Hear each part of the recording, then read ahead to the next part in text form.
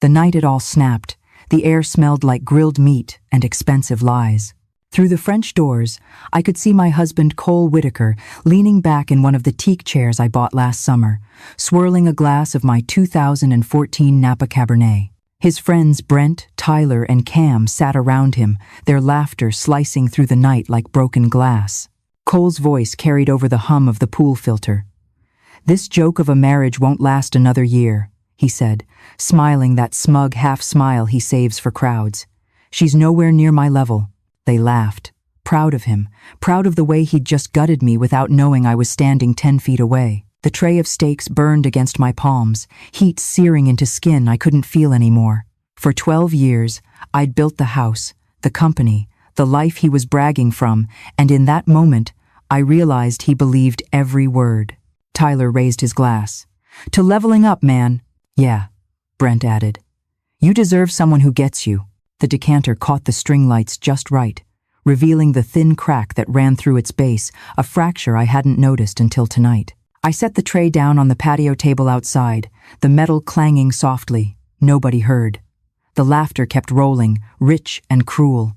For 30 seconds, I watched them. My husband basking in applause, my friends eating off my plates, drinking my wine, celebrating the downfall of the woman who made it all possible. Then I opened the door. The sudden hush was almost holy. Cole froze mid-toast, glass halfway to his lips. "Avery, why wait a year?" I said, my voice calm, even. "Let's end it tonight." Brent's grin collapsed. Tyler's eyes darted to the ground. Cam muttered something about the time, but Cole just stared, mouth open, completely silent for once in his life. I walked past him. Through the French doors, the scent of charred steak following me like smoke from something burning down. That was the moment the story really began, the night I stopped feeding men who feasted on my success. Before I continue, tell me where you're watching from, and hit like and subscribe if you've ever been betrayed by family. The silence after I left that night felt heavier than the words that started it. I remember walking down the hall, the soft creak of the hardwood under my heels, the hum of the refrigerator, the faint echo of laughter still bleeding through the glass doors. Every sound in that house belonged to me. The appliances I'd bought, the floors I'd refinished, the walls I'd painted, except the voice that used to promise me forever. Cole and I met 12 years ago at a networking mixer downtown. I'd just landed a mid-tier client that would become my stepping stone into digital marketing. He was the idea guy who walked into rooms like a spotlight followed him. I remember his easy confidence, his designer sneakers, his talk about disrupting industries. I should have seen the warning right there. Men who love the word disrupt often only mean destroy. But back then, it sounded like ambition. He told me he'd just left a startup. Creative differences, he said, which I later learned meant fired for blowing the budget on branding. I laughed, told him I was rebuilding a small freelance operation into something real. His eyes lit up. "You and me, we could be unstoppable," he said. And for a few years, it almost looked true. We built Lane and Whitaker Digital from the guest bedroom of my apartment. I handled strategy, client acquisition, late-night emails. He handled networking, pitch decks, handshakes. It worked at first. He had charm. I had results. We landed 3 Fortune 500 accounts in 2 years, bought the house with the French doors, hired staff, and started hosting those polished Thursday dinners to maintain relationships.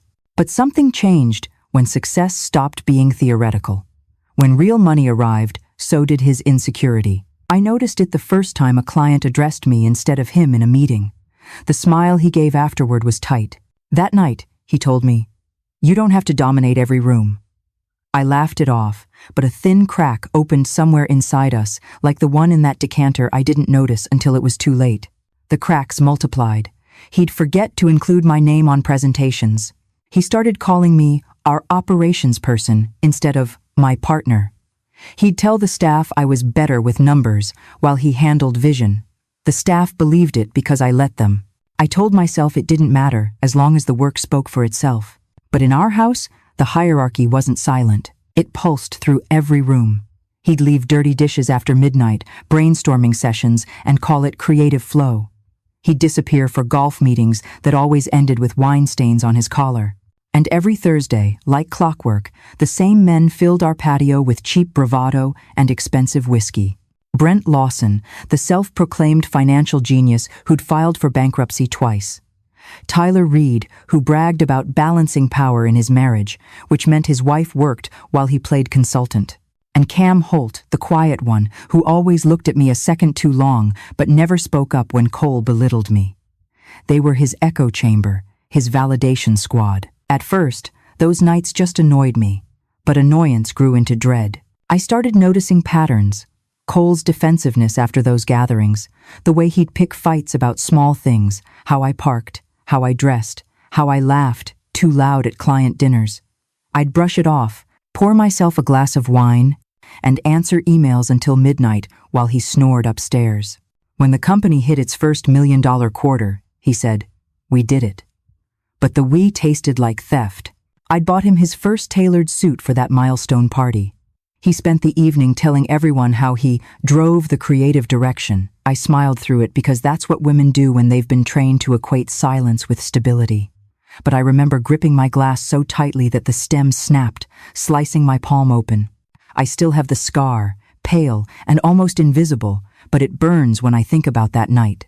People love to talk about betrayal like it happens all at once, a kiss, a secret, a confession.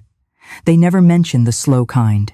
The kind that happens over years of small omissions, reworded stories, and laughter at your expense. By the time Cole's Thursday gatherings turned from social events into strategic meetings, I was already halfway gone inside. I just didn't know it yet. The Thursday after our $1 million quarter, I came home late from a client dinner to find the patio lights on again. The laughter hit before I even parked. I stood there in the driveway for a long minute, watching silhouettes through the glass. Cole leaning forward, hands waving like he was giving a TED Talk. Brent nodding like a disciple. My name left his mouth more than once, always followed by laughter. I couldn't hear the words, but I didn't need to. I'd already learned their rhythm, the setup, the punchline, the toast. That night, I didn't go in. I sat in my car until they left. The steering wheel felt rough under my palms. The house glowed warm and golden from the outside like a home you'd envy in a magazine spread, but it was hollow now. Cole came to bed past midnight, smelling of bourbon and smoke. "You should have come out," he mumbled. "They were asking about you." "Were they?" I said. He chuckled, already half asleep. "You know, babe, you get too emotional sometimes. It scares people." That line stuck. Too emotional. It's how he dismissed every disagreement, every idea I fought for, every time I asked him to show up. He weaponized calmness, his fake calm, while painting my passion as instability. I started recording notes to myself on my phone, just to remember what had actually been said, because he was so good at rewriting history the next day.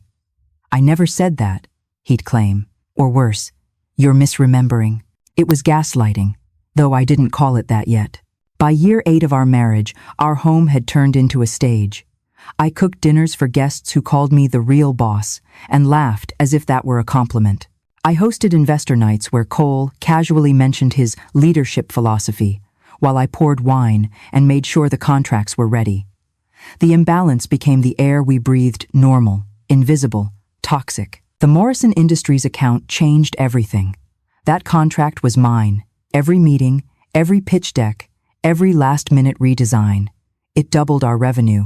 It also doubled his resentment. For weeks afterward, he avoided the office. Then, one night, I found him in the study staring at a blank spreadsheet. "You're making me look bad," he said flatly. "You don't even realize it."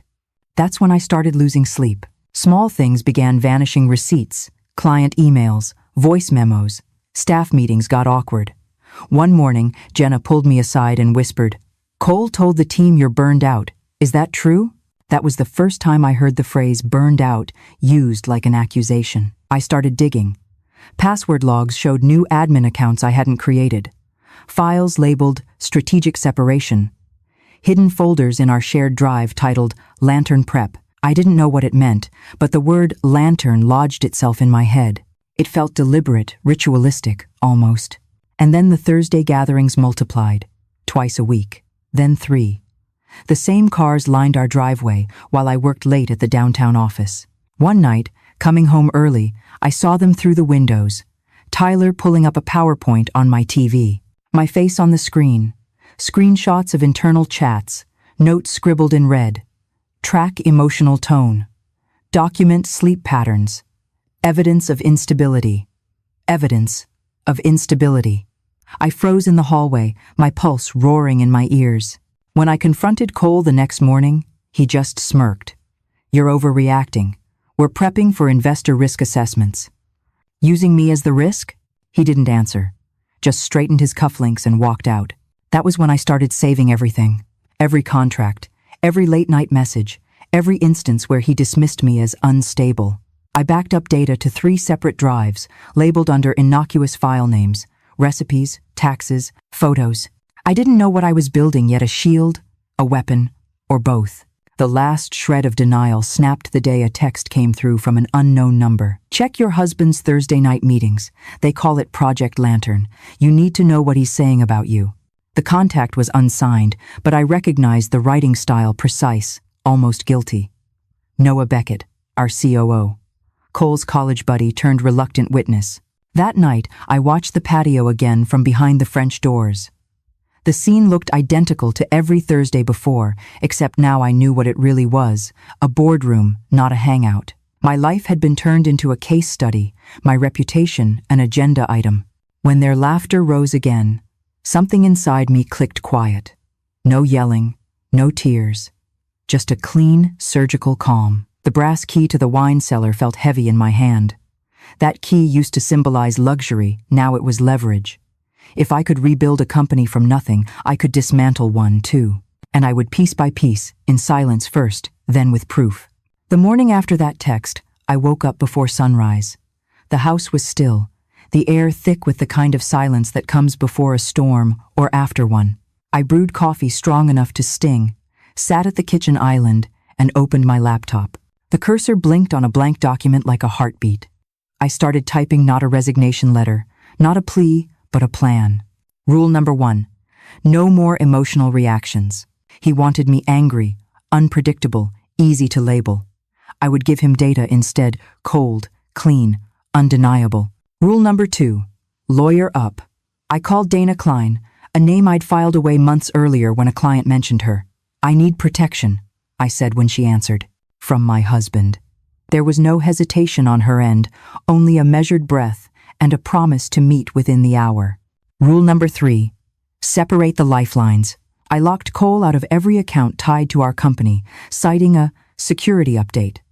Changed the passwords to client portals, rerouted invoices, set alerts for new logins. Every digital footprint now had a trail that led back to him if he tried anything. Rule number 4, collect evidence quietly.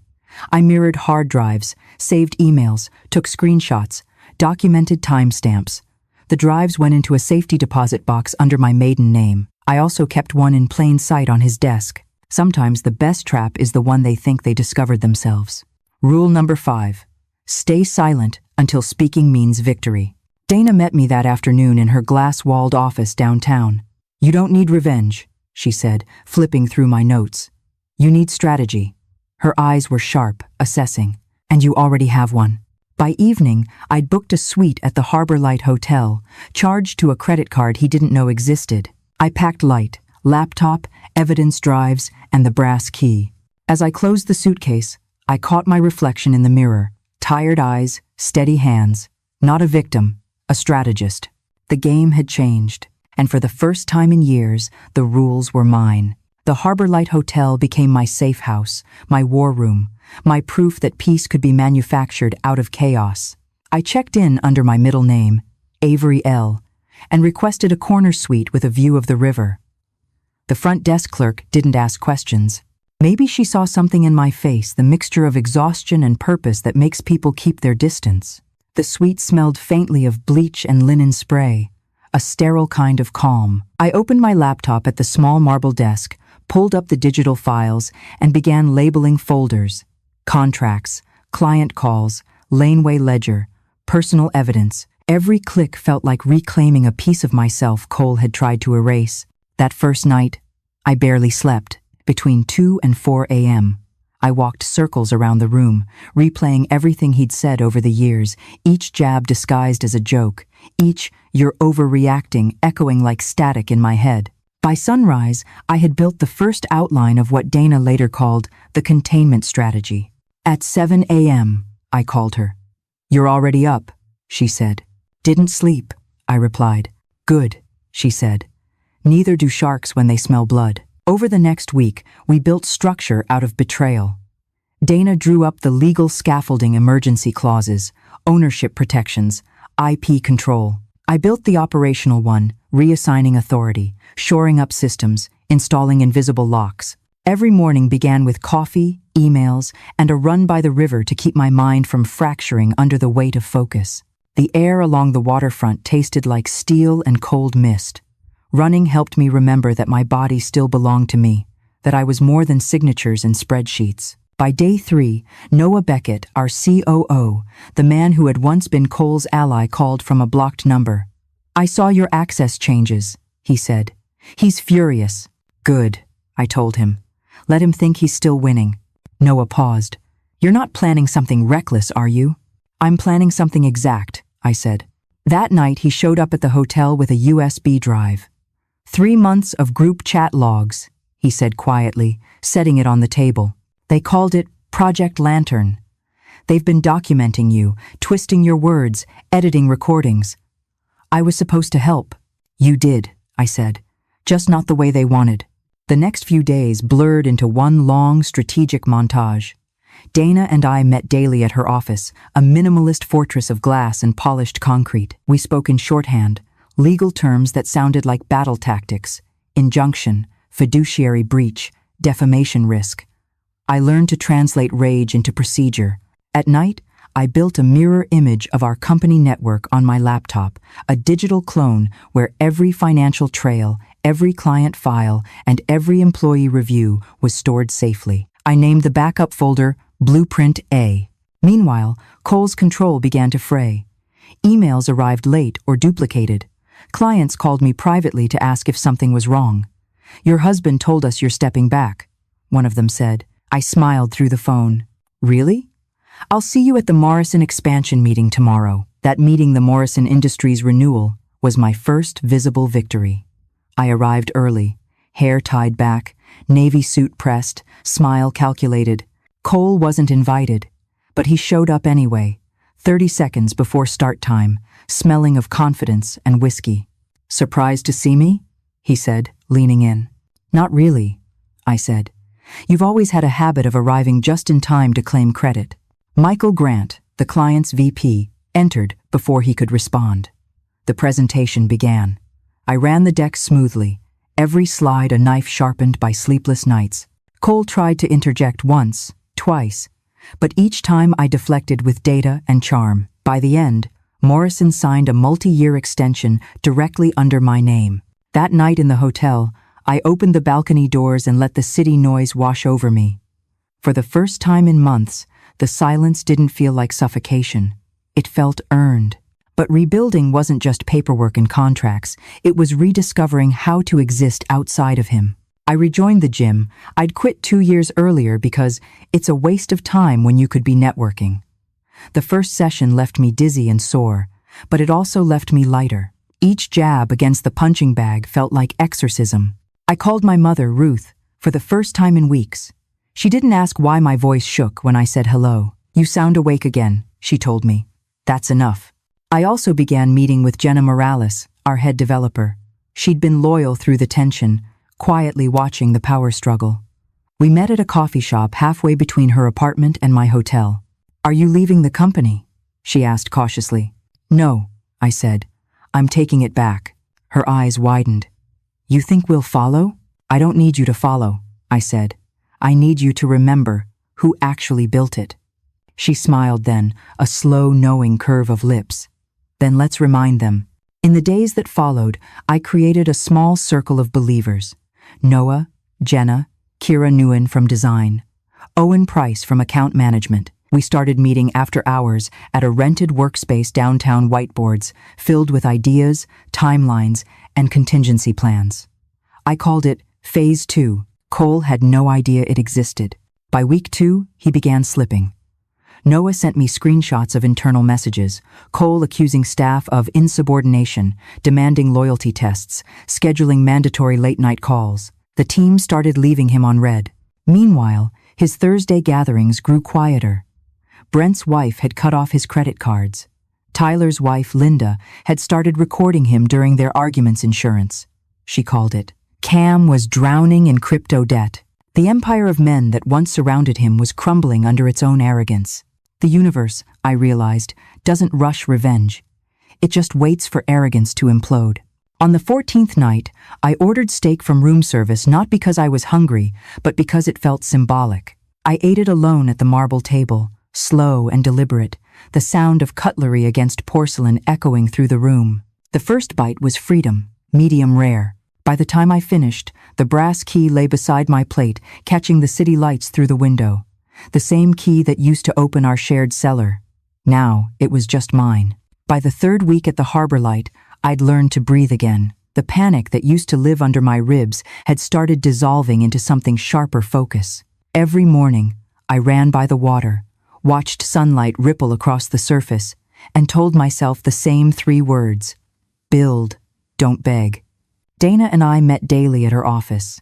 She was ruthless in the best way, smart, unshakable, the kind of woman who never raised her voice because she didn't need to.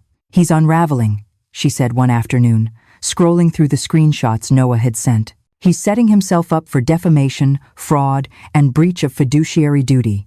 You just have to hold your line. That became my mantra. Hold the line. Meanwhile, Cole was busy losing his. He started showing up late to client calls, half prepared, slurring from the previous night's bourbon. Jenna told me he'd cornered 2 junior staffers, demanding they spy on me. They quit the next morning. Word spread fast, people could feel which way the wind was turning. The company that used to orbit around him now moved quietly toward me. One night, around midnight, Noah messaged me, "You need to see this." He attached a photo from the group chat, the men drinking again on our patio. Only this time, there were just 2 of them left, Brent and Cam. The caption read, "Long live, Lantern. She'll never see it coming." Except I already had. I texted back, "Keep the receipts. They'll see them in court." The next morning, Dana filed the first motion, an emergency injunction freezing all corporate financial activity until ownership could be reviewed. It was a quiet grenade. Within 48 hours, Cole's personal cards were declined, his expense accounts frozen, his assistant gone. He called me 12 times that night. I didn't answer. Each voicemail shifted tone from anger to pleading to pure panic. "You don't know what you're doing," he said in one. "You're ruining us." No, I thought. I'm saving me. By the end of that week, our private workspace downtown had turned into a miniature headquarters. The walls were covered with printed chat logs, bank records, emails. Kira had drawn timelines in blue marker Cole's actions on one side, my responses on the other. The difference was precision, his chaos versus my calculation. Linda joined us one evening, her face pale but determined.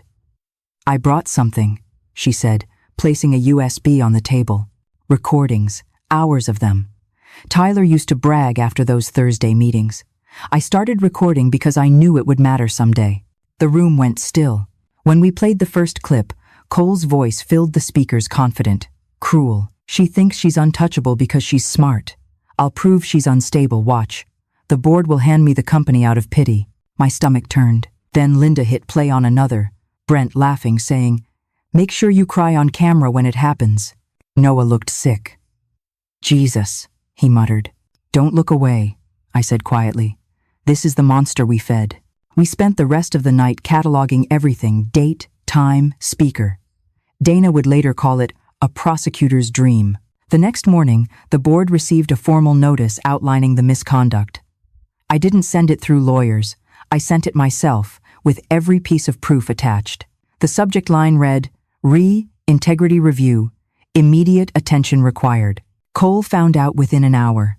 He stormed into the office at 10 a.m., red-eyed, still in yesterday's clothes. "What the hell is this?" he shouted at Noah in front of half the staff. "You leaking company files now?" Noah didn't flinch. "You did that yourself," he said. When Cole realized the eyes of the entire team were on him, he froze. He tried to recover, smoothing his shirt, forcing a smile. "Just a misunderstanding," he said, but his voice cracked. The mask slipped for good.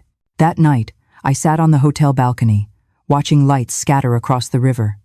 The city looked different now, like a map I could finally read. My phone buzzed again and again with texts from employees. "We're with you. Whatever happens, we're staying." I typed one reply that I copied to all of them. "We rise together, or not at all." Sleep came easier after that. But freedom is never linear. It has a way of testing whether you really mean it. One Saturday morning, I ran into Cole at the Harbor Light lobby. He must have tracked me down through billing records before they froze. He looked thinner, paler, the arrogance leaking out of him like air from a punctured tire. "Nice setup you've got here," he said, glancing around. "On company money, I assume?" "On mine," I replied, walking past. He followed. "You think you can win this, Avery? You think people will side with you? You've got a temper. You get emotional. I've got proof." I turned back slowly. "You mean the files you fabricated? The ones Dana already has copies of? Go ahead. Show them." For the first time, he faltered. His jaw flexed, words choking in his throat. "You're destroying me," he said finally, his voice barely more than a whisper. "No," I said, stepping closer. "You destroyed us. I'm just documenting the evidence." He didn't follow me after that. By week 5, his Thursday gatherings had stopped entirely. Word around the club was that Brent's wife left him, Cam moved out of state, and Tyler was working on himself, which was code for rehab. The echo chamber had collapsed. Meanwhile, I kept building. Dana helped me prepare for the board, hearing my biggest stage yet. She taught me how to control the rhythm of silence, how to weaponize calm. "They'll expect tears," she said. "Give them composure. Nothing terrifies men like a woman who won't flinch." I practiced in front of the hotel mirror every night. Straight posture, even tone, steady breath. Behind me, the city reflected off the glass, endless lights flickering like tiny witnesses. By the time the official notice came, board review, allegations of misconduct, 10 a.m., I felt ready. That morning, I dressed deliberately. Black suit, silver watch, no jewelry except my wedding ring, which I wore not as sentiment but as evidence. Proof that I had played the role exactly as expected until it no longer served me. In the elevator, I caught my reflection again. The woman staring back wasn't broken or even angry. She was patient. And patience, I'd learned, was the cruelest weapon of all. Outside the conference room, Dana handed me a single sheet of paper, the official motion to revoke Cole's executive privileges. "He's going to perform," she said. "Don't interrupt. Let him hang himself with his own words." I nodded. I've been letting him do that for years. When the doors opened, the room went quiet. Board members shifted in their seats. Cole sat at the far end of the table, trying for composed but failing tie crooked, hands trembling. And for the first time since that night on the patio, I wasn't scared of him. Not anymore. When you think you've already been through the worst, life finds another layer to peel back. The hearing hadn't even concluded when Cole launched his counterattack. It started small rumors whispered in corners of the office, subtle enough to sound like gossip. "She's under a lot of stress lately. She's been erratic, missing meetings." I recognized his tone in every repetition. He'd always preferred character assassination over confrontation. It was quieter that way, cleaner. Then came the email. It landed in every employee's inbox at 9:07 a.m. the next Monday. Subject line, "Temporary change in leadership." It was signed Cole Whitaker, acting CEO. The body of the message was worse. "Effective immediately. I'll be assuming temporary control of Lane and Whitaker Digital, while my wife takes time to address her mental health and recover from recent burnout. We ask for everyone's discretion and support during this delicate time." I froze in the middle of the hotel room, reading it again and again. The phrasing was surgical, professional concern, cloaking humiliation. It painted me as fragile, unfit, unstable. Exactly the image he'd been crafting for months. Within minutes, texts flooded my phone. "Are you okay? Do you need anything? What's happening?" I didn't answer any of them. I forwarded the email to Dana. Her reply came 5 minutes later. "Do not respond. I'm filing for emergency relief now. This just became defamation. For the next 3 hours, I sat still, watching the sunlight crawl across the hotel carpet. My pulse stayed steady, but my hands trembled. I wasn't angry anymore, just tired. It felt like standing in the eye of a hurricane, knowing the rest of it was still coming. At 1 p.m., Dana called. We've got a temporary restraining order approved by Judge Pierce. Cole's legally barred from making operational decisions or representing the company. He'll be served by 3 p.m. I exhaled for what felt like the first time all day. And the email? Already flagged for removal, but Avery, he's spiraling. Expect escalation. She was right. By evening, Cole had switched tactics. His messages to me flipped from arrogance to desperation. We need to talk. You're blowing this out of proportion. Avery, answer me. This isn't good for either of us. I'll make this right if you just come home. Home. The word hit like static. That house wasn't home anymore. It was the crime scene of a slow betrayal. At 10 p.m., I silenced my phone and poured a glass of wine. The river outside shimmered dark blue beneath the city lights, endless and unbothered. I wanted to feel like that untouched. The next morning, Linda showed up at the hotel unannounced, hair messy, eyes puffy from crying. You were right, she said, collapsing into the armchair. They're all unraveling. Brent's wife kicked him out, and Tyler, he's in rehab. Cole's been calling everyone, saying you forged evidence. What? Let him, I said. Truth doesn't need his permission. Linda pulled something from her purse, a flash drive. He called me last night, said he'd ruin you before you ruined him. I recorded it. We listened together. His voice came through the speakers, low and venomous. She thinks she can outsmart me. She's playing a game she doesn't understand. When I'm done, no one will hire her again. I felt my stomach tighten, not from fear, but from clarity. Every sentence he spoke was another nail in his own coffin. Send it to Dana, I said quietly. Linda nodded. You really think this will end well? It'll end honestly, I said. That's all I need. Over the next few days, the office became a war zone. Employees divided themselves into camps, Team Cole versus Team Avery. Those loyal to him clung to denial, whispering that I'd changed, that success had made me cold. The others, mostly women, worked silently, sending updates, screenshots, and quiet support. Noah texted one night at 11 p.m. He's been at the office all day. He's unraveling in real time. A picture followed Cole in the conference room, hair disheveled, surrounded by empty coffee cups and crumpled papers. His posture screamed panic. The man who once curated his confidence now looked like a ghost haunting his own success. It should have felt satisfying. It didn't. It felt tragic, because I finally understood Cole never hated me for outshining him. He hated himself for needing my light to be seen. That Friday, Dana called with an update. We'll have the hearing to formalize the injunction next week. He'll try something before then, mark my words. She didn't have to wait long to be right. Saturday morning, the New Haven Business Journal published a piece titled Lane and Whitaker in Crisis.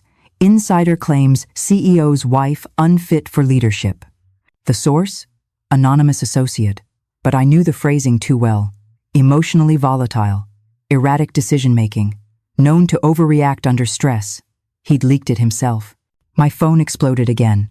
Reporters, clients, friends, even my mother. Don't talk to anyone, Dana said over the phone. We're filing for damages Monday. Every lie he tells is evidence. That night, I sat by the window with my journal open, pen hovering. I didn't write feelings. I wrote facts, dates, events, statements. Every lie had a timestamp. Every betrayal had a receipt. Still, the headlines stung. You can armor yourself all you want, but words have a way of finding cracks. At 2 a.m. I found myself standing barefoot on the cold balcony tiles, staring at the city. Somewhere out there, he was probably pacing too drunk, furious, convinced he still had control. I whispered into the wind. Keep spiraling, Cole. Anger makes you sloppy. The next day, he proved me right. The next morning, a string of text messages from Noah appeared before sunrise. Noah. He's trying to access restricted folders again. Me. Let him.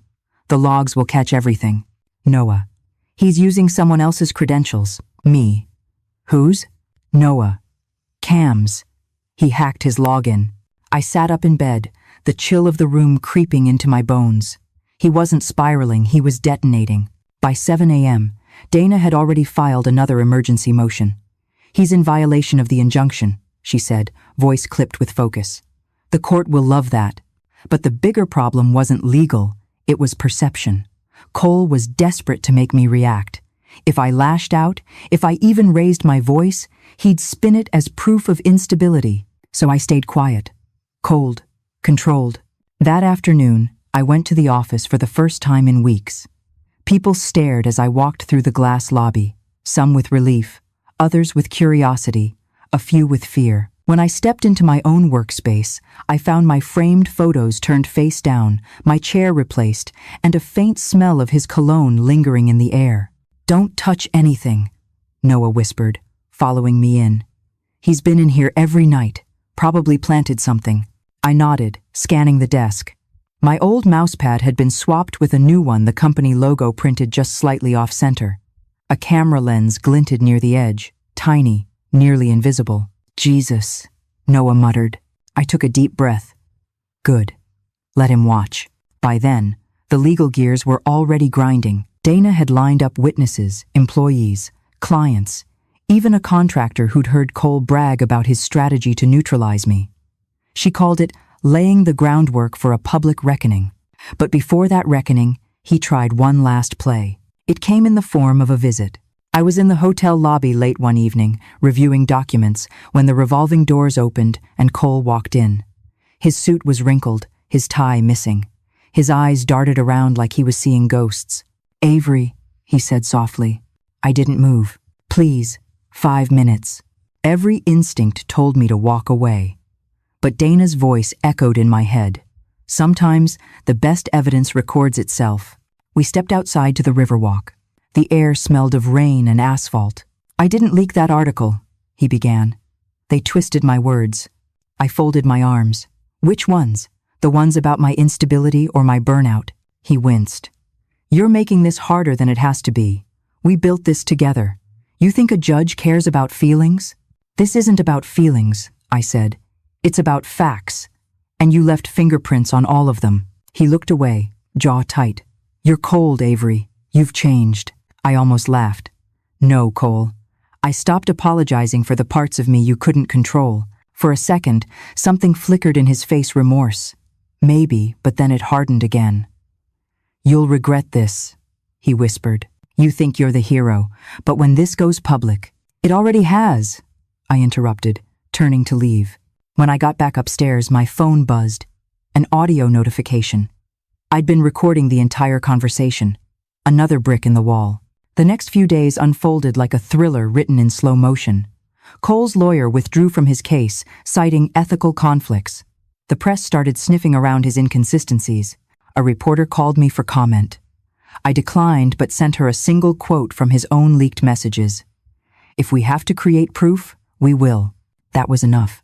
Within 24 hours, the narrative flipped. The same outlets that once questioned my stability now ran headlines like, "CEO's husband under fire for corporate manipulation scheme." Clients began calling, offering quiet congratulations. One even said, "Took him long enough to implode." Still, victory didn't feel clean. It felt heavy, like carrying a torch through a house still burning. On the 5th night, my mother called. "He's been showing up at my church," she said, "telling people he's worried about you, that you've lost yourself." Of course he was. He'd always known how to play savior. "Don't engage," I said gently. "He's looking for sympathy. Let him drown in it." The following morning, I found an envelope slipped under my hotel door. Inside was a single note in his handwriting. "You can't erase me from what we built." I stared at the words for a long time before tearing the paper neatly in half. "Watch me," I whispered. Meanwhile, Linda kept uncovering more.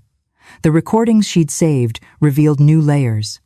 Cole coaching his friends on maintaining dominance in their marriages, encouraging them to undermine their wives' confidence. "He turned our living rooms into laboratories," Linda said, disgusted. "And we were the test subjects." Those tapes, once transcribed, became our nuclear option. Dana smiled when she read the first few lines. "You've been patient long enough," she said. "Time to go public with precision." That week, she arranged for the upcoming board confrontation, hearing to be open to observers. Investors, press, senior staff all invited.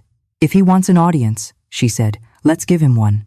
Cole must have sensed what was coming because his messages shifted again. Apologies, promises, bargaining. Let's fix this.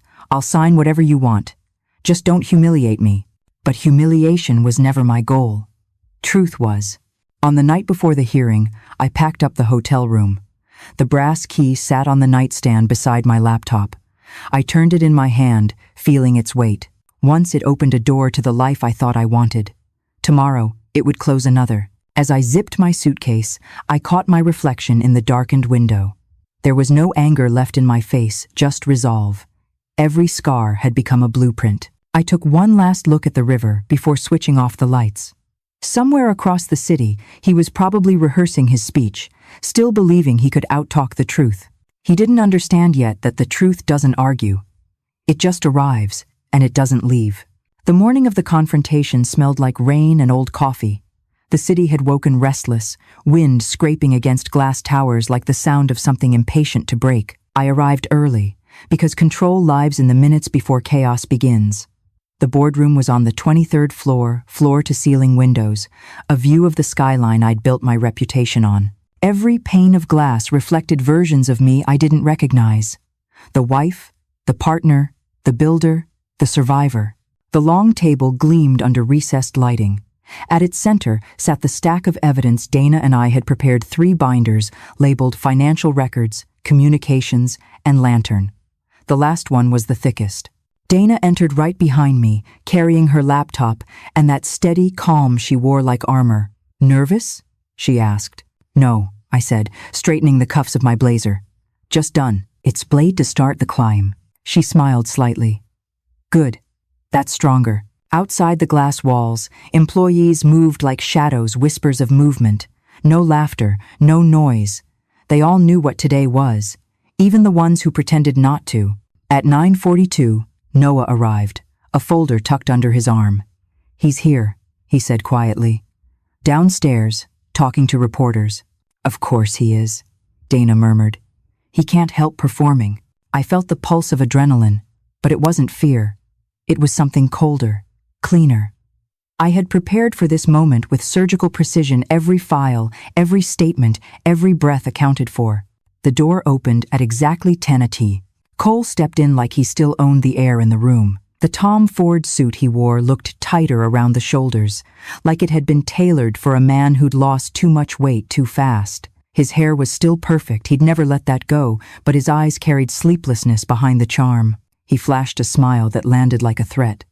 Morning, everyone. Silence answered. He glanced around at me, at Dana, at the board members who were already seated. There were 7 of them. Margaret Chan, our senior investor, Robert Kim, the analytics director, James Hawthorne, head of Morrison Industries, and 4 others who had once worshipped Cole's charisma. Let's not make this adversarial, he said, easing into a chair across from me. We're all adults here, a family really. Families don't file restraining orders, Dana replied without looking up from her notes. Cole's jaw flexed, but the smile stayed. Counselor, I'm sure we can find a civil resolution before this gets ugly. Dana looked up then, eyes sharp enough to cut glass. Mr. Whitaker, the moment you falsified documents, leaked defamation to the press, and violated a court injunction, ugly became your only option. He leaned back, pretending amusement. You're good at theater, I'll give you that. I learned from the best, she said dryly. The room shifted, the small rustle of discomfort, the quiet cough of someone realizing this wasn't going to be a tidy meeting. Margaret Chan cleared her throat. Let's begin, she said. Miss Lane, you may proceed. I stood. My heels clicked once on the polished floor, a sound that seemed to echo far too loud in the silence. Over the past 6 months, I began, I've been the target of a calculated campaign designed to discredit me, undermine my leadership, and ultimately steal control of this company. The campaign was orchestrated by my husband and co-founder, Mr. Cole Whitaker. Cole laughed softly. Oh, come on, Avery. You're really going to play victim now? I turned toward him, voice level. Victims react. Strategists document. Dana handed me a remote. The screen at the end of the table came alive with the first slide, a screenshot of the Project Lantern group chat. Cole's face drained of color. Across the room, the investors leaned forward. The text on the screen read, "Cole Whitaker. She's emotional. We'll use that. Document everything. If we need proof, create it." A collective murmur rippled through the table. I clicked to the next slide, a list of timestamps and cross-referenced files. These are the recordings collected by independent witnesses. You'll hear direct evidence of Mr. Whitaker coaching others to falsify behavioral reports and manipulate internal communications. Dana pressed play. Cole's voice filled the speakers. Confident, smug, familiar. "If she challenges you, just write it down. Call it volatility. Trust me, perception beats truth every time." The silence that followed was volcanic, quiet but ready to erupt. Margaret set her pen down carefully. "Mr. Whitaker, is this your voice?" He cleared his throat. "That recording is obviously edited. Anyone can fake." "Slide 2, I said. The next file displayed the raw metadata timestamps, geolocation, and source device. Dana's voice followed smoothly. This was retrieved directly from Mr. Holt's phone, verified by forensic analysis. Cole's facade cracked for the first time. He opened his mouth, closed it, then tried a new angle. "This is a personal dispute, a messy marriage. It shouldn't involve company business." James Hawthorne, the Morrison rep, leaned forward, expression flat. "You made it company business when you tried to weaponize it." Cole shot him a glare. "You don't know what it's like dealing with someone like her. She makes everyone feel small. Only men who need women to be smaller," Margaret said coolly. A faint laugh escaped someone near the end of the table. I kept my voice steady. "If you'd like to continue projecting, go ahead. But while you're talking, everyone here will see the proof scroll by." Behind me, the slides flipped automatically: financial transfers, hidden LLC registrations, messages between Cole and his lawyer about transferring assets. When the document titled Morrison Strategic Solutions appeared, Dana took over. This company was registered under Mr. Whitaker's name, using proprietary data from Lane and Whitaker. The address listed was the same P.O. box used for investor correspondence. Its clear intent to defraud. Cole looked around the room, desperate for an ally. None came. Robert Kim leaned back, arms folded. "So while she was closing million-dollar contracts, you were building a clone of her business behind her back? That's rich." Cole slammed his palm against the table. "You think she did this alone? Without me, she'd still be freelancing out of a coffee shop." I stepped closer, meeting his eyes. "Maybe, but I'd still have integrity." The words landed like a slap. He turned to Margaret, voice cracking. "You can't seriously believe this circus. I built this brand." "No," she interrupted softly. "You built a story. She built a company." The air in the room thickened with finality. The power dynamic had shifted entirely, and everyone could feel it. Dana clicked the remote again, bringing up a final audio clip. It was shorter than the others, just 30 seconds. Cole's voice, recorded 2 weeks ago, the night he came to the hotel. "You'll regret this, Avery. When this goes public, they'll call you crazy before they call me a liar." The recording ended. I didn't speak for a moment. Then, "You were half right. They called you a liar first." A soft laugh rippled through the board, the kind that signals something breaking tension, giving way to judgment. Cole's face flushed crimson. "This is character assassination. You're all letting her manipulate you because she's cause. She's a woman who cries on command." "I haven't cried in months," I said quietly. Margaret folded her hands. "Mr. Whitaker, do you have anything to say in your defense before we vote?" He stood abruptly, chair scraping the floor. "This company exists because of me. You think clients care about her spreadsheets and late nights? They came for me for my name, my charm. I'm the reason any of you are sitting in this fancy office." "Then why," Robert Kim asked, "do all client renewals bear her signature?" Cole's mouth opened, closed, his breathing quickened. "She's manipulated you. She's always manipulated everyone." Dana stood now, calm as ice. "Mr. Whitaker, you should stop talking." He didn't. He couldn't. "I gave her everything," he shouted. "My time, my loyalty, my name." "You took my credit," I said. "You borrowed my light and called it yours." For a heartbeat, silence reigned. Then Margaret spoke. The board finds that Mr. Whitaker has violated fiduciary and ethical standards. Effective immediately, his partnership is dissolved, his access revoked, and his name removed from company branding. Cole blinked, like he hadn't understood. "You can't do that," he said faintly. "You can't erase me." "Watch us," Dana replied. He turned to me, face contorted with disbelief. "You really think this makes you powerful? You think they respect you now?" I stepped forward until there was barely a breath between us. "No," I said, voice low. "I don't need their respect. I have my peace."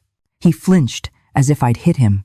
Then, without another word, he grabbed his briefcase and stormed toward the door.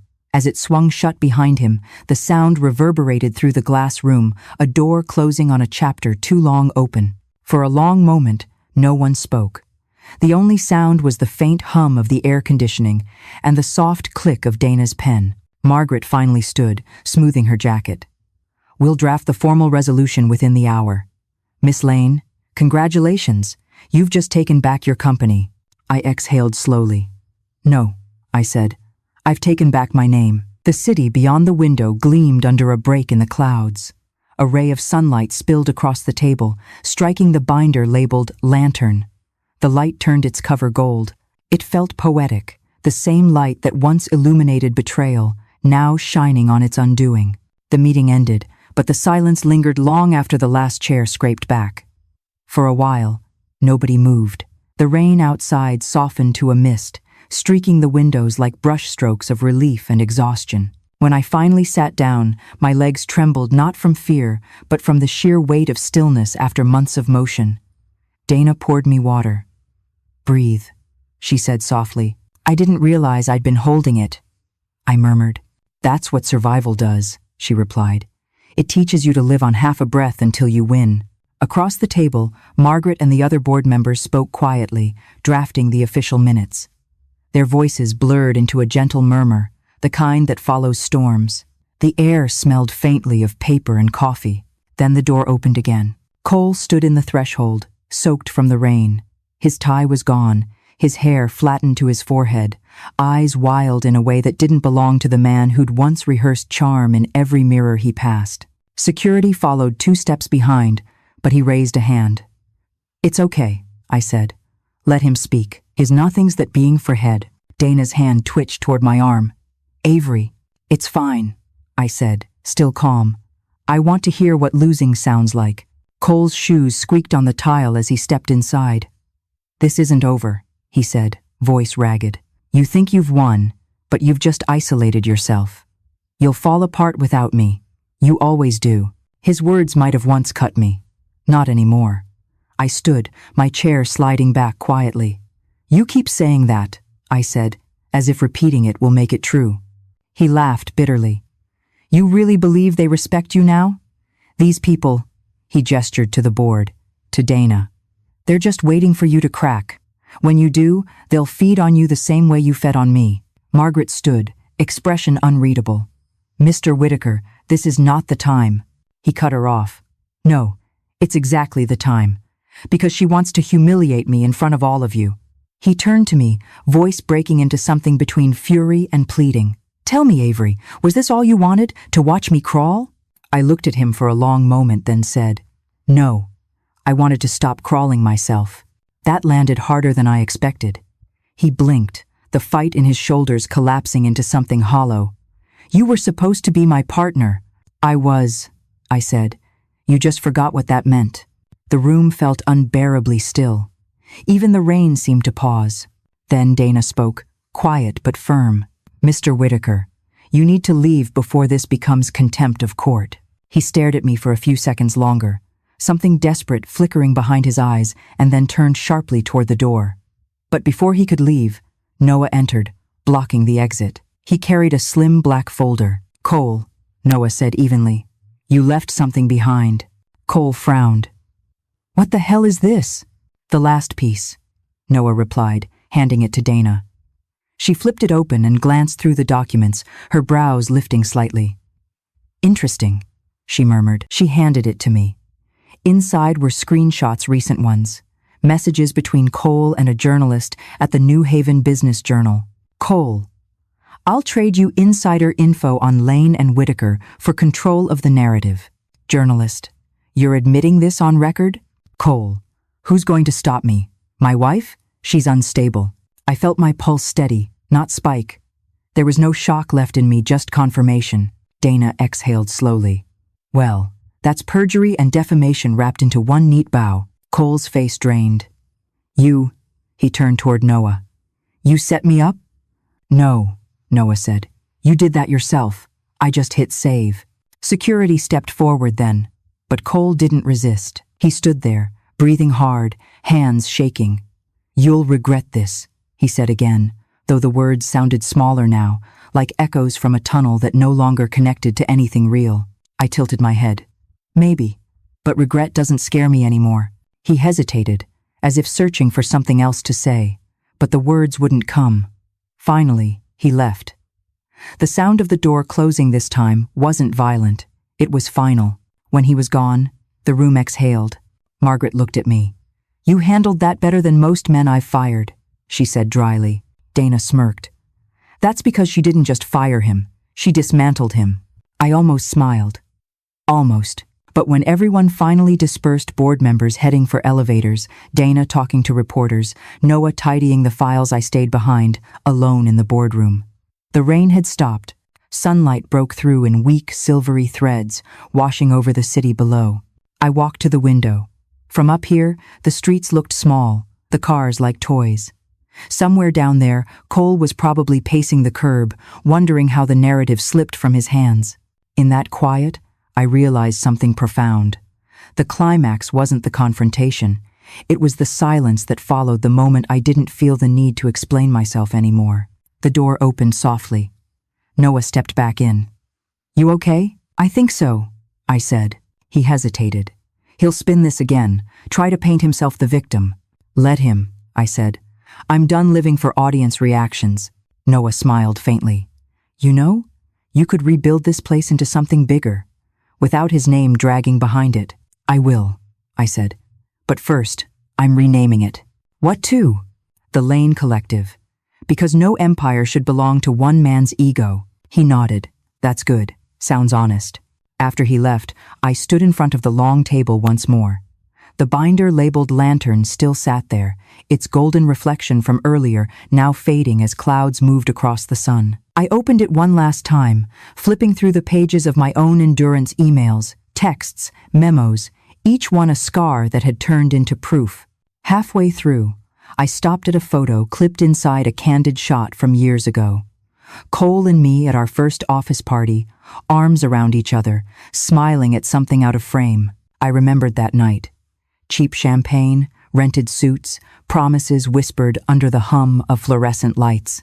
For a moment, I felt something twist in my chest, not love, but the memory of believing in it. Then I closed the binder gently and walked away. In the hallway, reporters were already gathering. Cameras, flashes, murmurs. Dana intercepted me halfway. You don't have to say anything, she said. We'll release the statement. I know, I said, and then paused. But I think I will. When I stepped before the microphones, the chatter quieted. The lights felt too bright, but I didn't flinch. My name is Avery Lane, I began, voice steady. For years, I believed that silence was grace, that enduring disrespect quietly somehow made you noble. It doesn't. It only teaches people how to hurt you more efficiently. I saw the pens move faster. I won't comment on personal matters. The evidence speaks for itself. What I will say is this. Power built on deception collapses. Always. It might take time, but truth doesn't rush. It just waits. I paused, letting the silence do the work. Then, softer. To anyone who's ever been dismissed, underestimated, or rewritten out of their own story, take it back. Word by word if you have to. Someone in the back whispered, "Damn," and it rippled through the room. I nodded once, stepped down, and walked past the cameras. Outside, the air was fresh, almost sweet, the scent that comes after rain when the world feels rinsed. Across the street, a small crowd had gathered. Some clapped, some just watched, eyes full of recognition. Strangers, but not really. We all knew what it meant to reclaim yourself. As I reached the curb, I saw Cole again, standing by a black sedan, talking to no one. His expression was blank, eyes hollow, his once polished aura stripped bare. When our gazes met, he didn't sneer, didn't smirk, just looked tired. For a second, I thought he might say something, but he didn't. He just turned away, got into the car, and disappeared into the traffic. I stood there, watching the taillights fade. No anger, no triumph, just a quiet kind of peace that felt almost foreign. Dana joined me outside, holding 2 umbrellas. She handed me one. "You ready to go?" I opened it, glancing once more at the skyline. "Not yet. I want to remember what this feels like." "What does it feel like?" she asked. "Like sunlight after a storm," I said. "Blinding at first, but warm once you stop hiding from it." She smiled. "Poetic. You should write that down." "Maybe I already have," I said, stepping toward the street. The wind lifted slightly, carrying the scent of rain and new beginnings. For the first time in a long time, I walked without looking back. The day didn't end with applause. It ended with paperwork. After the cameras left and the adrenaline began to fade, the office returned to something resembling order. Employees walked carefully, voices hushed, glances darting between me and the empty space where Cole's name had once hung on the glass wall, Lane and Whitaker Digital. Only now, half the lettering had been peeled away. It looked wrong at first, unfinished. But maybe that's what healing looked like too. Half erased, still stinging, not yet replaced with something new. Dana was in my office, sleeves rolled up, phone pressed to her ear. "Yes," she said firmly into the receiver. "Full removal. His signature invalidates all pending contracts." She hung up, sighing. "That's the last of it. He's out legally, financially, and structurally." "Structurally," I repeated, staring at the empty chair across from my desk. "But not narratively. He'll find a way to twist this." She met my gaze. "Let him. The truth has already won the room that mattered most." I sank into my chair. The exhaustion came all at once, heavy and relentless. Every emotion I'd been suppressing clawed its way to the surface. Grief, anger, disbelief, and beneath it all, an odd tenderness for the woman I used to be, the one who thought she had to choose between love and ambition. The intercom buzzed. "Miss Lane," said the receptionist. "Mr. Whitaker's attorney is here. He's requesting a private meeting." Dana raised an eyebrow. "Bold move." "Let him in," I said. A few minutes later, the man appeared, Thomas Reddick, polished and perfumed, the kind of lawyer who spoke in rehearsed sympathy. "Miss Lane," he said smoothly. "First, congratulations. Quite the performance this morning." "Not a performance," I said. "A reckoning." He smiled thinly. "Of course. I'm here on behalf of my client to propose a settlement." "Settlement?" Dana asked. "He's lucky he's not facing criminal charges." "Exactly," Reddick said, adjusting his cufflinks, "which is why he's willing to sign a non-disclosure agreement and relinquish remaining shares in exchange for discretion. No public lawsuits, no press leaks. Mutual silence." Dana looked at me. "Your call." I leaned back, watching the city shimmer beyond the glass. "Tell your client I don't negotiate with people who confuse mercy for leverage." Reddick blinked. "You're refusing?" "I'm clarifying," I said. "He doesn't get to buy silence anymore." The lawyer hesitated, then stood. "You'll regret that when he starts talking." I smiled. "Maybe. But at least when I talk, people believe me." He left without another word. When the door shut, Dana whistled softly. "You really are done being polite." "Politeness kept me quiet," I said. "Truth doesn't need manners." She grinned. "Remind me never to end up on your bad side." By evening, the building emptied. The hum of computers quieted. The lights dimmed, leaving only the soft glow of desk lamps. I poured 2 cups of coffee, one for me, one for the empty chair across from me. Old habits die theatrically. I stared at the second cup, steam curling into the air. "You wanted control," I whispered to no one. "You got chaos instead."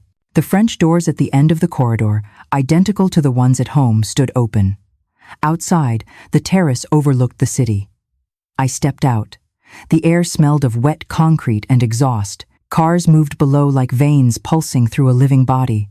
That's when I saw him. Cole stood on the opposite sidewalk, under a streetlight. His suit jacket hung loose, his hands buried in his pockets. For a long time, neither of us moved. He looked smaller than I remembered, not physically, but spiritually, like a statue after the pigeons have claimed it. Across the distance, he raised his hand, not a wave, not a plea, just a gesture suspended in regret. I didn't return it. He lingered there for maybe a minute more, then turned and walked away. The light turned green, the cars moved, and he disappeared. Inside, my phone buzzed texts from Noah, from Jenna, from employees sending hearts and exclamation marks. "We're proud of you. You did it. You saved us." But what they didn't understand was that saving others is easier than saving yourself. At 10 p.m., Dana called one last time. "They served him the final papers," she said. "He's officially removed. We won, Avery." I looked at the city lights flickering like code. "No, Dana," I said softly. "We just stopped losing." After she hung up, I opened the company database. For years, Cole's name had appeared beside mine on every login screen. I deleted it, typed in the new header, The Lane Collective. When I hit save, the monitor blinked once. It felt like breathing after years underwater. The next morning, headlines painted the story in neat, digestible language. Wife outsmarts husband in corporate coup. Digital empire falls as truth emerges. Gaslight gone wrong. Every outlet wanted an interview. I declined all of them except one. Forbes. We met at a small rooftop cafe downtown. The journalist, Nina Patel, was sharp-eyed and calm. She ordered black coffee, I ordered tea. "So," she said, flipping open her notepad. "How does it feel to win?" I smiled faintly. "Like rebuilding a house after it's burned down. You're grateful to be alive, but the smell of smoke never really leaves." She nodded, scribbling. "What do you want people to learn from your story?" "That silence isn't strength," I said. "And that success doesn't protect you from manipulation, it attracts it. Will you forgive him?" The question hung in the air. For a long time, I didn't answer. Then I said, "Forgiveness isn't the goal. Understanding is. I just needed to understand that I was never crazy for demanding respect." She closed her notebook. "That's going to resonate." On my way out, she stopped me. "One more thing. Why call it the Lane Collective?" "Because I built it with people who believed in collaboration," I said. "And because no woman should have to share credit with a man who only shared her spotlight." Later that afternoon, I returned to the office. The new signage had already been installed, clean, minimalist, the Lane Collective. No ampersand, no ghost of his name. Employees gathered quietly in the lobby, clapping as I entered. It wasn't a loud cheer, but it was real, human, earned. I took the elevator up, opened the French doors to my office, and found something waiting on my desk. The old binder, lantern, with a note attached. From Noah. For closure. Burn it if you need to. I carried it to the terrace. The sky was bruised with twilight. I opened the binder one last time, tearing out the first page, the chat log where it all began, and struck a match. The flame curled, orange and alive. The paper turned black, then folded into itself, floating like ash into the night. The rest followed, sheet by sheet, until the binder was empty. When the last ember died, I whispered, "You can't erase me, Cole, but I can erase the version of me you invented." The city lights flickered in agreement. I went back inside, poured another cup of coffee, and sat by the window. Below, the reflection of the sign glowed faintly against the glass. The Lane Collective. It wasn't just a company name. It was a declaration. For the first time, I wasn't reacting to him. I was responding to myself. And that, I realized, was what real victory looked like, not the collapse of someone else, but the quiet restoration of your own center. The next day, I received a message from an unknown number. It was short. "You were right about me. See." I stared at it for a while, then deleted it without replying. When I stepped outside that evening, the city air smelled like rain again. The wind tugged gently at my coat. Across the street, a woman in a red scarf was laughing into her phone, her face lit up by a shop window. I didn't know her, but I smiled anyway. Because in her reflection, for a split second, I saw myself years younger, hopeful, unbroken. And I realized I wasn't trying to get her back anymore. I'd become her again, only wiser. As I walked home, the brass key jingled softly in my pocket. Not the key to the old cellar, but to something else, a new office, a new start, a life that was finally mine. When I reached the corner cafe, I ordered a steak dinner and a glass of Cabernet, the same meal I'd carried that night when everything shattered. Only this time, I sat alone, savoring it. Each bite tasted like closure. Outside, rain began to fall lightly against the window. I raised my glass to the reflection and whispered, "To beginnings that don't apologize for ending." Then I took a sip, feeling the warmth spread through my chest. The world outside blurred in streaks of silver, and for the first time in years, I didn't feel like I was watching my life through glass. I was living it. 3 days after the confrontation, the truth took on a life of its own. It started small, a leak on a private forum for marketing executives, then a tweet from a journalist who'd covered our early success. Turns out the visionary wasn't so visionary after all. By the weekend, every major business site had picked up the story. Screenshots of the Project Lantern files, Cole's recorded messages, even internal memos, all verified and public. Dana had warned me this might happen. "The internet eats its heroes alive," she said. "It'll feast on him for a while, then move on." She was right. But this wasn't about feasting. This was exposure, the kind that sterilizes infection. By Monday, Cole's professional world had imploded.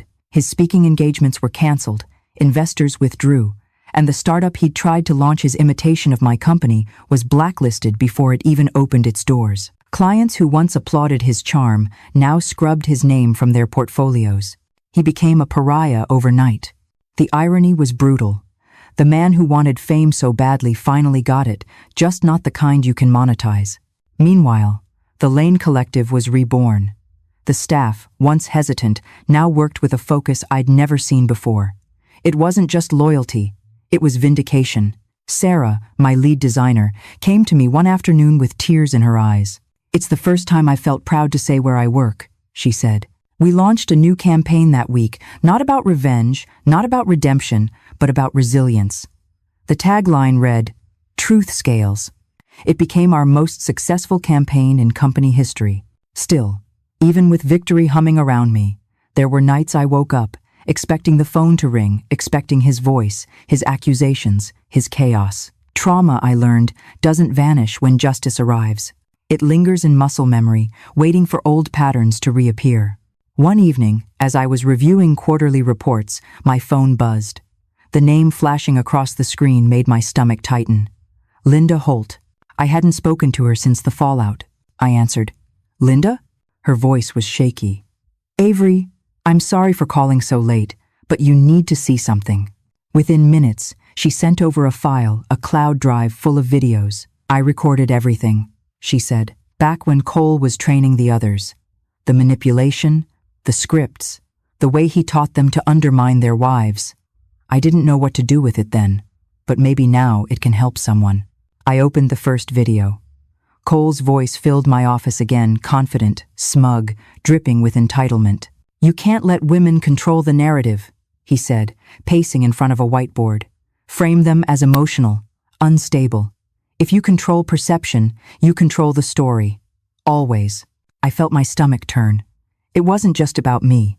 He'd been teaching this, spreading it. Another clip showed Brent laughing, asking, "What if she catches on?" Cole smirked. "Then you tell her she's overreacting. Works every time." I couldn't watch anymore. I closed the file, heart pounding. "Linda," I said softly into the phone, "you realize what this means?" She hesitated. "That I married one of his disciples." "No," I said. "It means we can stop the pattern." The next morning, Dana and I met with an investigative journalist from The Atlantic. A woman named Tara Nguyen, sharp and relentless. We gave her the recordings, every file, every timestamp. "If you're going to tell this story," I said, "don't make it about one man's fall. Make it about the system that protected him." Tara nodded. "Then I'll need the truth. All of it." She got it. 2 weeks later, her exposé dropped. Gaslight incorporated how power turns marriage into PR. It wasn't sensational. It was surgical. She traced the entire network, the Thursday night coaching sessions, the men who followed Cole's playbook, the women whose credibility had been weaponized against them. The story went viral. For once, not because of scandal, but because of recognition. People saw themselves in it, the quiet manipulation, The gaslighting dressed as charm, the way women were rewritten in real time by men terrified of irrelevance. Within a month, 3 other women reached out to me, wives of Cole's associates. Each had their own story, their own bruises hidden under polished lives. Together, we decided to start something new. We called it the Lantern Project, a nonprofit dedicated to helping women in professional partnerships identify manipulation, protect assets, and reclaim credit for their work. The irony of naming it after his project wasn't lost on me. Reclamation, I'd learned, is the purest form of revenge. The launch announcement trended in hours. Donors came from everywhere: investors, female CEOs, even anonymous contributors who simply wrote, "I've been there."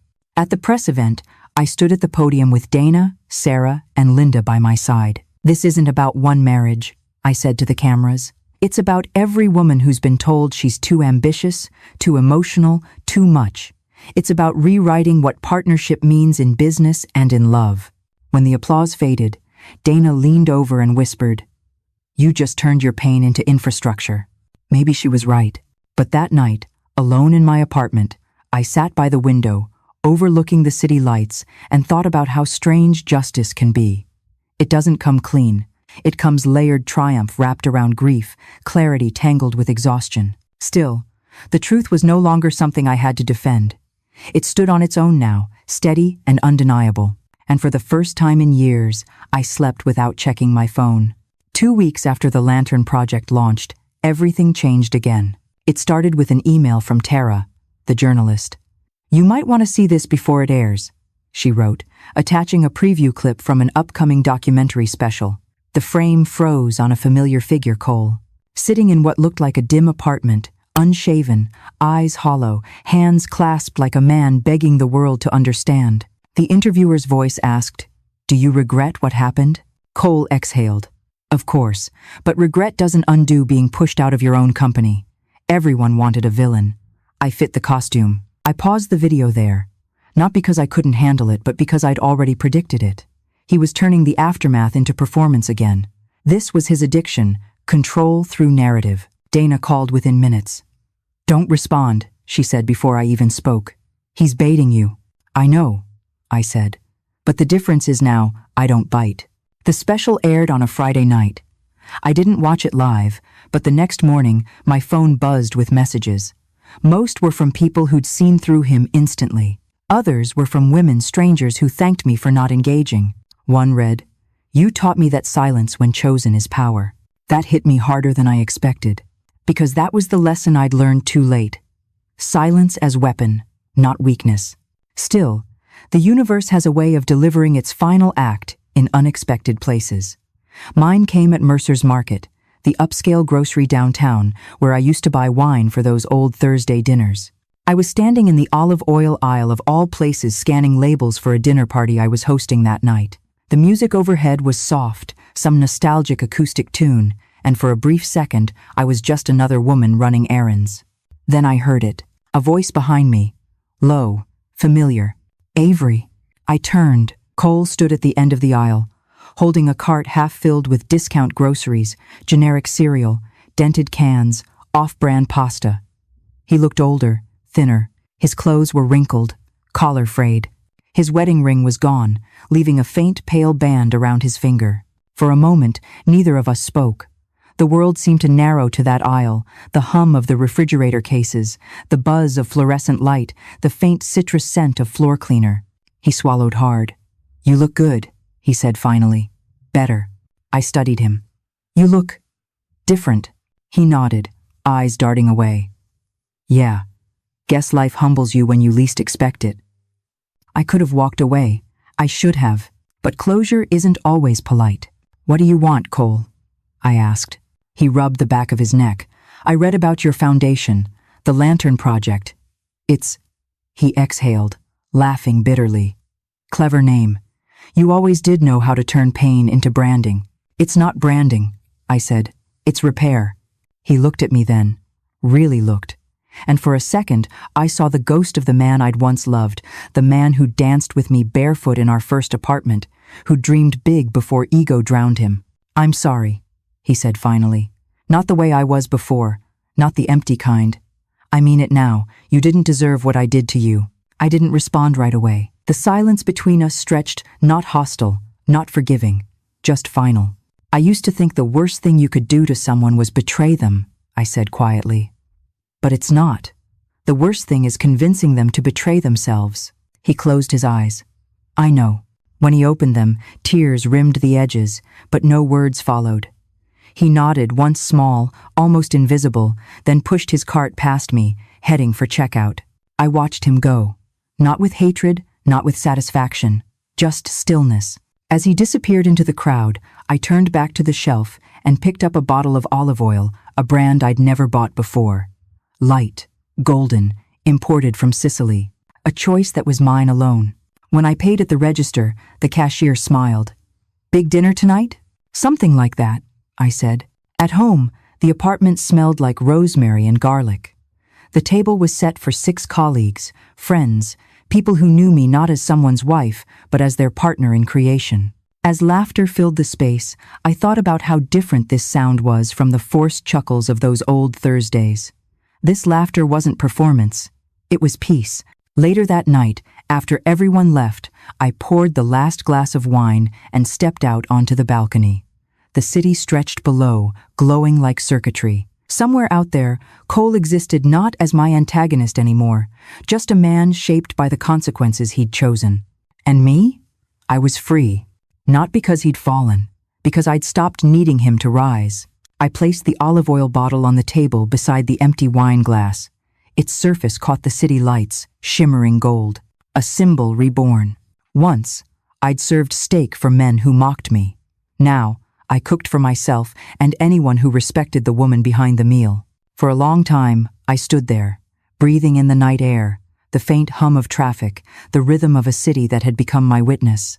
Then I whispered, almost to the wind, they thought they broke me, they built me.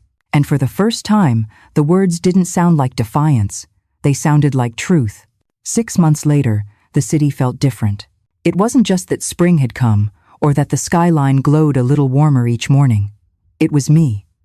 I walked differently now, not faster or slower, but with a rhythm that belonged entirely to me. The Lane Collective had doubled in size since the scandal.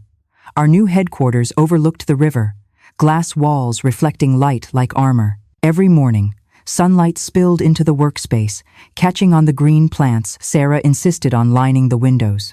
Laughter echoed from the design wing. The air smelled like espresso and new beginnings. People often asked me if I missed the old office. I always said no. But truthfully, sometimes I did not because of what it was, but because of who I'd been there. The woman still trying to convince everyone that her worth could coexist with someone else's comfort. That woman was gone. I still wore my wedding band for a while after the divorce, not out of sentimentality, but as a reminder. A scar disguised as jewelry. But one morning, as I reached for my laptop, the ring caught on the edge of my keyboard and slipped off. It rolled across the table, spun for a second, then stilled. I didn't put it back on. That small moment, the sound of metal settling on wood felt more final than the court papers ever had. The weeks after that brought a quiet kind of peace. No fireworks, no grand epiphanies, just ordinary days done right. Morning runs, Sunday breakfasts, late-night brainstorming sessions that ended with music instead of arguments. I saw my mother often. She was the only one who'd never said I told you so. Instead, she'd bring over food, soup, bread, sometimes flowers, and sit in silence until I spoke first. One evening, as we watched the sunset from my balcony, she said, "You know what I love most about you now?" "What?" I asked, smiling. "You don't rush to fill silences anymore. You let them belong to you." I hadn't realized it until she said it, but it was true. Silence used to terrify me. Now it grounded me. In May, Forbes published a feature titled "The Woman Who Turned Betrayal into Business Strategy." The cover showed me standing in front of the Lane Collective's logo, arms crossed, sunlight catching the edge of my hair. The article painted me as a symbol of resilience, which sounded dramatic, but I let it be. Sometimes you don't fight the narrative if it finally tells the truth. That issue sold out in a day. Not because of me, I think, but because people wanted proof that survival was possible. At the office, Sarah taped the cover to our glass door. Underneath it, someone scribbled in marker, She didn't just survive, she rebuilt. By summer, the Lantern Project had partnered with 4 women-owned law firms, 5 counseling centers, and 2 tech companies. We were building a digital resource hub for victims of professional manipulation, anonymous, secure, global. I worked on it every weekend, often with Linda, whose courage still stunned me. She and I had become unlikely friends. We'd meet every Thursday, yes, Thursday for dinner. The first time we did it, we laughed at the irony until we cried. We called it Reclaiming Thursdays. One night, she looked at me across the table and said, "Do you ever think about him?" "Sometimes," I admitted, "but not the way you think. More like remembering a language I don't speak anymore." She smiled. "Then you're free." Around that same time, I got a call from Noah. He and Sophie were expecting a baby. "You'll be the kid's honorary aunt," he said, half joking. "Make sure they know honesty runs in the family," I teased. He chuckled. "That's what I learned from you." It felt strange, how life had rearranged itself. The same people who'd once been part of my undoing were now living differently because of it. Sometimes, healing looks like a domino effect, one truth knocking another into motion. By autumn, I'd started writing again. Not corporate pitches or press statements, but personal essays. Late at night, I'd sit on the balcony with a glass of wine and my laptop, the city lights pulsing below like heartbeat monitors. I wrote about what silence costs, what ambition costs, what loving the wrong person costs, and what you get back when you stop paying those debts. A publishing friend of Dana's read one piece and asked if I'd consider turning it into a book. I didn't say yes right away. I wasn't ready to turn pain into product again. But maybe someday, the last Thursday of November, I hosted a small dinner at my apartment, the same space that had once felt too big for one person. 6 friends came. We cooked together, music playing, windows fogging from the heat of laughter and garlic and life. When we sat down to eat, Sarah raised her glass. "To rebuilding," she said. Linda added, "And to women who never apologize for standing tall." We clinked glasses. I looked around at them, people who'd seen me broken, rebuilding, reborn. The food was simple. Steak, wine, roasted vegetables. The same menu that had once accompanied humiliation now served celebration. A quiet symmetry I didn't plan but was grateful for. Later, after everyone left, I stayed up cleaning. The plates stacked neatly, the wine glasses lined by the sink, the faint smell of rosemary lingering in the air. I sat on the couch, exhausted and happy. The night was calm, and outside, the city glowed like a promise kept. A few weeks later, an invitation arrived in a cream-colored envelope. Heavy paper, gold trim. It was from Noah and Sophie. Their wedding. For a long moment, I just stared at it. Not because I didn't want to go, but because it reminded me how far everything had shifted. Once, Noah had sat beside my husband plotting my downfall. Now he was marrying a woman brave enough to pull him back from the edge. I decided to attend. Not out of obligation, out of closure. The ceremony took place in a vineyard upstate, the kind of place where sunlight looked like champagne poured across the hills. Sophie walked down the aisle in ivory silk, barefoot on the grass, eyes fixed on Noah like the world had finally steadied. When it was time for speeches, Noah stood, hands shaking slightly.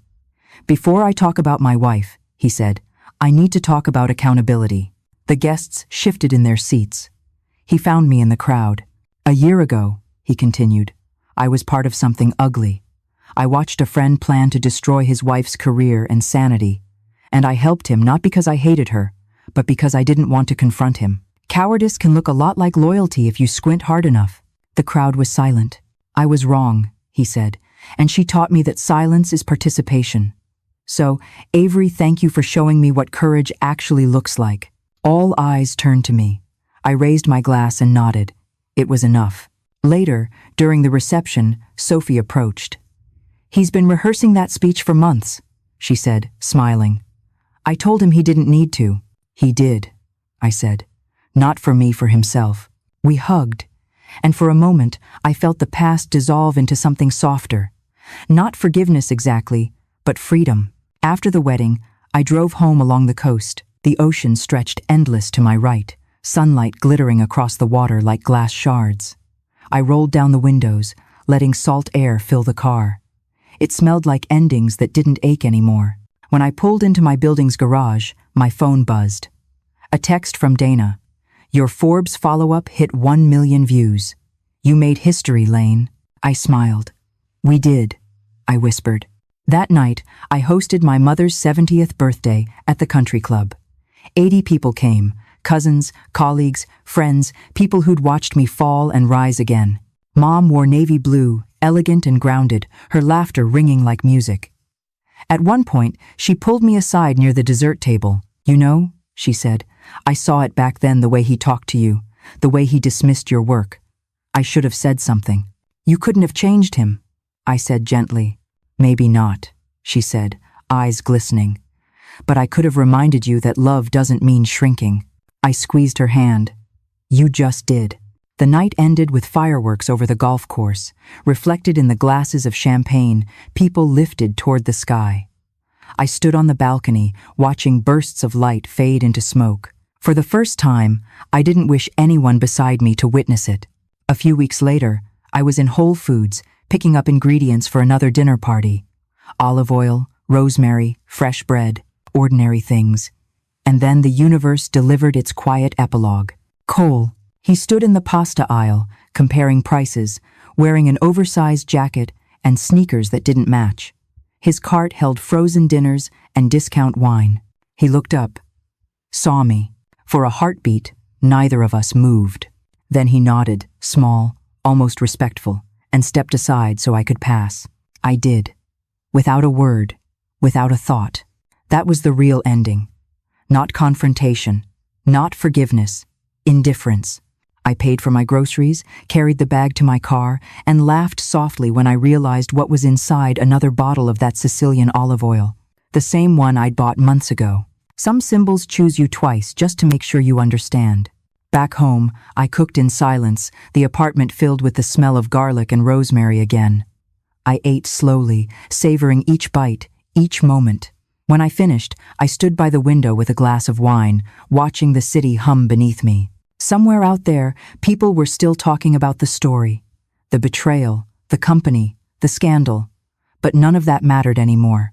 The noise faded, and what remained was mine, my work, my voice, my peace. I lifted the glass, catching my reflection in the window, a woman no longer trying to prove her worth to anyone. They thought they broke me, I whispered. They built me. The words settled in the air like a final note of a song that had played too long. Outside, dawn began to creep over the skyline. Light spilled through the glass, the same glass that once reflected my humiliation, now painting the room gold. A symbol reborn, again. The silence that followed wasn't empty. It was full of space, of breath, of possibility. If you've ever been underestimated, dismissed, or told to shrink, remember this. You don't owe anyone your silence.